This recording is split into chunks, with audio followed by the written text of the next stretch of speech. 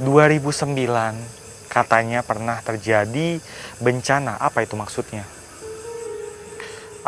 Bagaimana kronologinya? Kenapa bisa gitu? Ini mulai menjawab rasa penasaranku yang tadi. Dia cuma bilang, nanti kamu tahu sendiri. Oke, kalau gitu. Gimana? Kalau kita udah boleh masuk, kayak mendingan kita lanjut lagi deh, Ruth, biar kita bisa dapat jawaban yang lebih jelas. Yuk. Tapi ini adalah salah satu gerbang menuju sebuah singgasana gaib.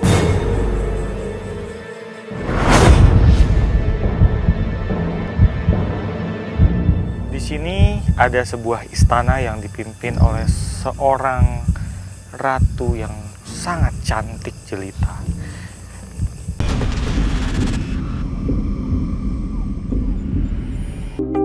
Keberadaan Danau Situ Gintung pastinya sudah tak asing lagi bagi Tis, masih melekat di tempat tersebut dan tak lekang dimakan zaman. Kadang-kadang ada katanya suara orang nangis gitu, ada yang kayak suara monyet. Pernah waktu itu juga banyak 10 orang lebih lah kesurupan bareng. Ya tiba-tiba itulah air menggulung. Penampakan lah itulah artinya kayak semacam buaya putih. Mulai dari penampakan sosok siluman buaya putih serta keberadaan sosok perempuan nan cantik layaknya seorang ratu yang disinyalir sebagai pemimpin dari kerajaan gaib yang bersemayam pada area danau. Artinya ya seperti istana, ketika sudah masuk di dalam itu kita disambut oleh para pengikutnya. Itu katakanlah ratu yang saya tahu dah. Lantas, apakah kisah mistis dan misteri yang mewarnai tempat ini memiliki hubungan dengan peristiwa kelam yang pernah terjadi 14 tahun silam?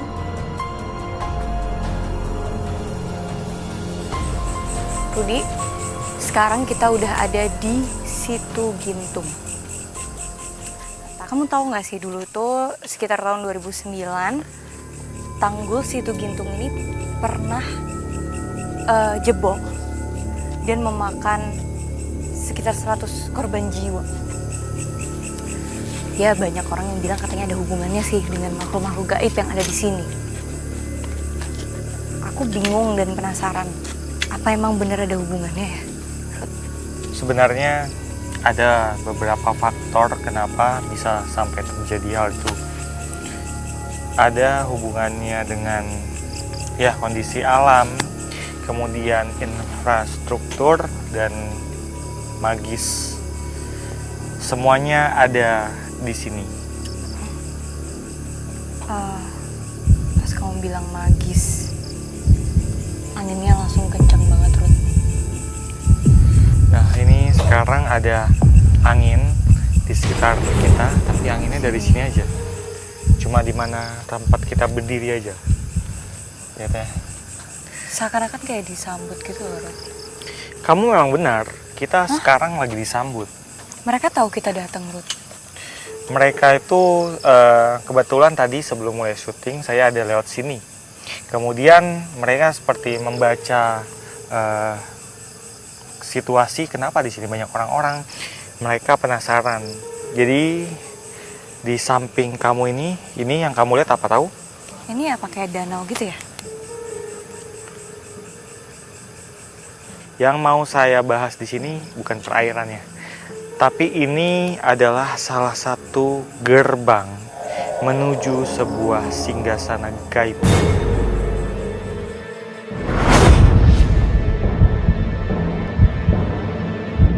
Di sini ada sebuah istana yang dipimpin oleh seorang ratu yang sangat cantik jelita. Atas izin Allah lagi masuk ke dalam air, tiba-tiba saya menemukan yaitu gerbang.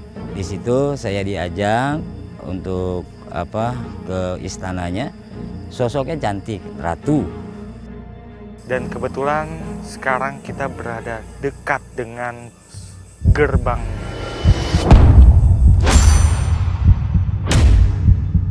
Gerbangnya di sebelah mana sih, Rut?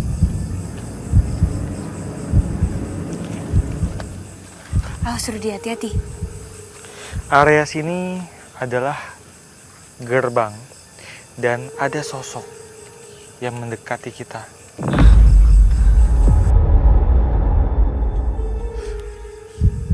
Siapa kamu?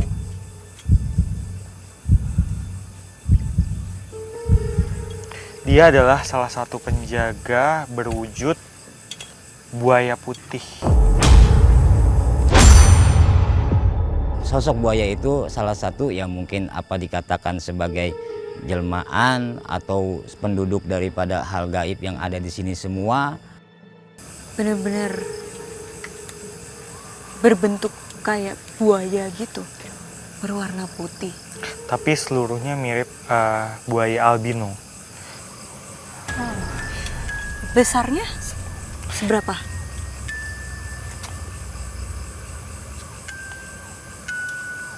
Panjangnya 4 meter, Oh, matanya itu warnanya itu merah kekuningan. Rudi mencoba berinteraksi dengan sosok yang disinyalir menjaga sebuah gerbang gaib yang berada di area perairan Situ Gintung. Maksudnya ke sini kami mau silaturahmi, mau berbagi informasi. ya. Permisi. Ini kerajaan ini sudah lama sekali, sudah sangat-sangat lama. Sangat lama itu Sangat lama, mungkin udah ratusan tahun. Dimas Ratu itu artinya emang dari dulu sejak zaman Belanda. Nah zaman Belanda ini kan udah tingkatan tuh Mas. Bahkan dari zaman artinya sebelum Fathahillah mungkin. Dia sebenarnya baik-baik aja, maksudnya kita kesini nggak apa-apa gitu. Cuma jangan bikin macam-macam. maksudnya macam-macam apa? Sebentar. Dia bicara katanya jangan macam-macam, nanti celaka. Ini maksudnya apa? Ini kayaknya ada sesuatu di sini. Iya, pernah terjadi sesuatu mungkin, Rut. Oh, berbuat asusila maksudnya. Oke Pak Buaya, kami mau jalan ke sana, mau ngulik ada apa di sini. Jadi jangan dipersulit, tolong jangan diganggu. Bolehkah kita masuk? Dia bilang boleh tapi jangan macam-macam. Ya, oke. Dia cerita tadi Cerita apa? dia itu beberapa kali pernah nampakin diri ke orang. Ada yang menganggapnya itu kayak semacam salah lihat gitu. Maksudnya nggak percaya, tapi ada juga yang percaya. Mainlah turun ke bawah gitu kan, lihat-lihat. Ya tiba-tiba itulah air menggulung.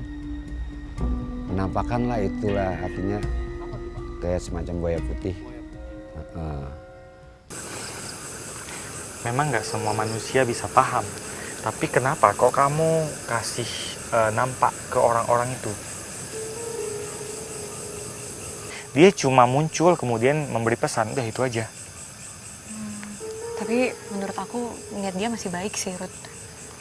Memberikan pesannya apa, kayak semacam mengingatkan gitu? 2009 katanya pernah terjadi bencana. Apa itu maksudnya? Apa bagaimana kronologinya? Kenapa bisa gitu? Ini mulai menjawab rasa penasaranku yang tadi. Dia cuma bilang, nanti kamu tahu sendiri. Oke, kalau gitu.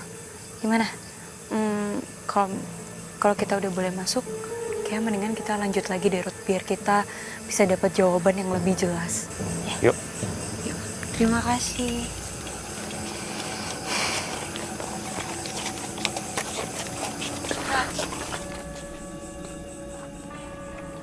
Nah, bentar.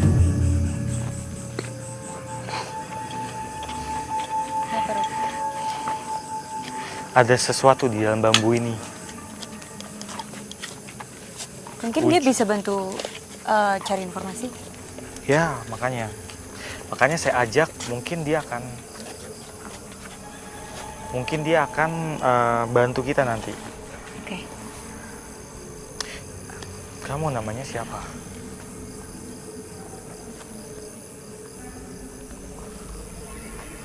sosok perempuan. Oh. Perempuan genit.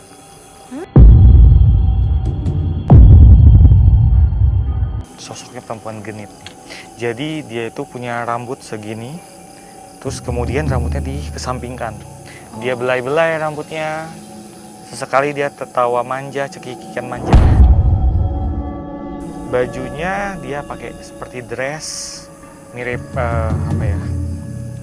mirip Cinderella gitu ya, mirip Cinderella. Tapi warnanya itu hijau tua. Kayak baju-baju zaman dulu kali ya, Rod? Kelihatannya sih nggak kayak zaman dulu banget sih. Dari air sebelah kiri masuk ke kanan. Perempuan pakai baju, bukan pakai baju itu ya putih, bukan, kayak kebaya gitu. Kebaya coklat-coklat, atasnya hijau tua. Dia tinggal di dalam bambu. Kenapa kamu tinggal di dalam bambu? Oh, katanya dingin. Di dalam bambu itu dingin, enak, nyaman. Yaudah kalau gitu dibawa aja yuk.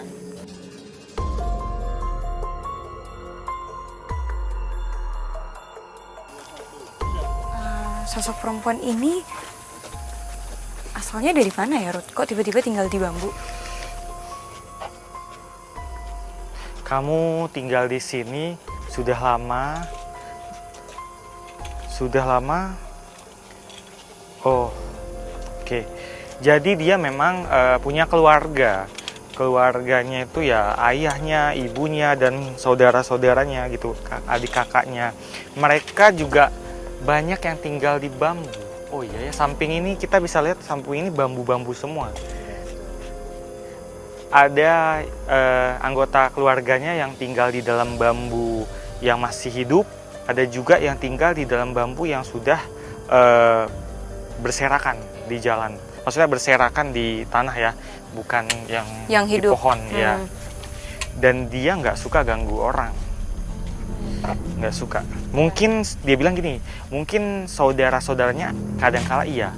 Yang jelas kalau dia pribadi, dia nggak ganggu orang. Maksudnya saudara-saudaranya iya mengganggu orang tuh kayak gimana ya, Ruth? Mengganggu itu menampakkan diri. Biasa kalau ada jin-jin jahil kan, itu dia menampakkan diri, kemudian dia melihat manusia ketakutan, itu lucu menurut dia.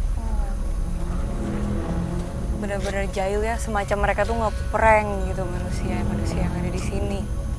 Oh iya, saya mau tanya sama kamu. Iya. Katanya di sini tuh ada sebuah kerajaan kan? Ya mungkin dia tahu itu. Ya, saya mau tanya sama kamu. Soal kerajaan itu, gimana cara bertemu dengan sang ratu?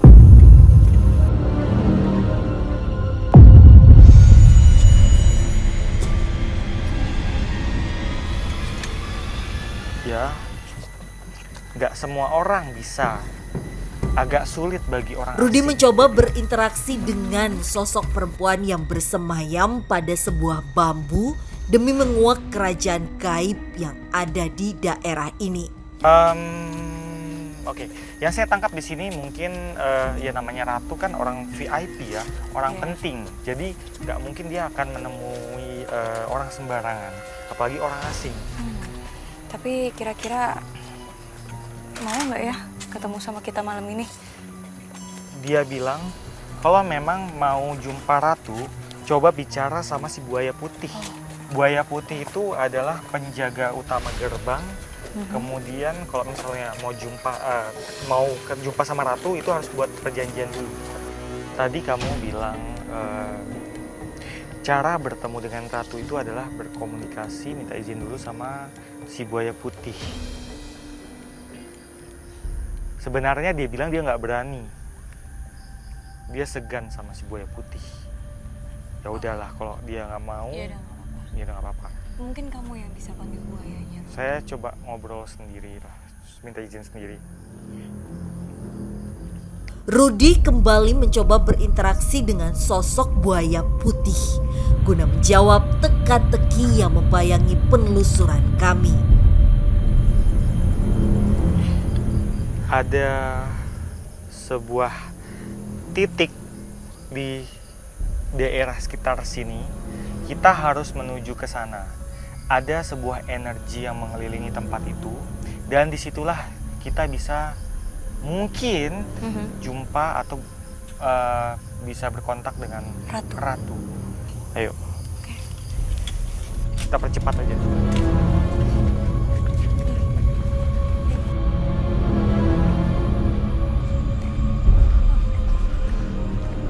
Tunggu dulu. Tiba-tiba saya merasakan aura kesedihan, kepedihan.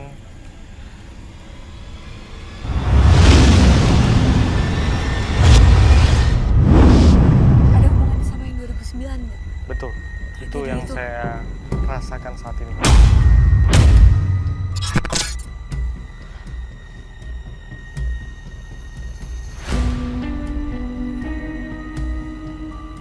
Rudi, kamu ngapain?